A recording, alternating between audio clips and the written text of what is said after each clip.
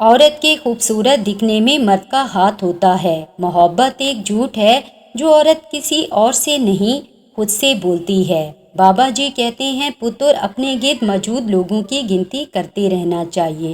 اگر تعداد زیادہ ہے تو تمہارا اچھا وقت چل رہا ہے، اور اگر تعداد کم ہے تو تم برے وقت سے گزر رہے ہیں۔ زندگی میں بعض دفعہ ایسی محبتیں ملتی ہیں جو نہ آپ کو ملتی ہیں اور نہ آپ کو کسی اور کا ہونے دیتی ہیں۔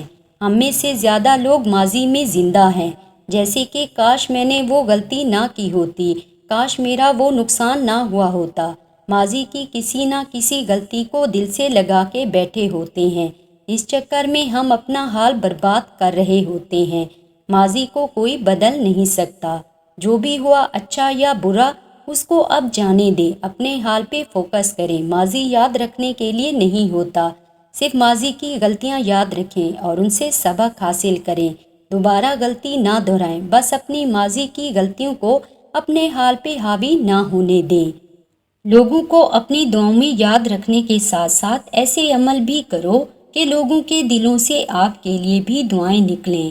ایک ریسرچ کے مطابق وہ مرد کبھی بوڑھا نہیں ہوتا جس کی عورت اس کی دن رات کیئر کرتی ہو اور اس کی صحت کا خیال رکھتی ہو۔